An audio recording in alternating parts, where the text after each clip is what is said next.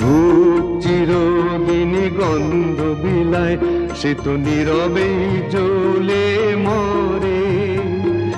পরের সেবায় সে হাসি মুখে নিজেকে যে ক্ষয় করে।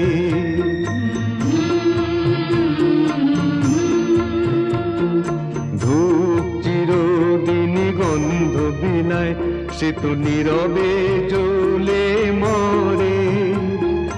পরের সেবায় সে হাসি মুখে নিজেকে যে ক্ষয় করে।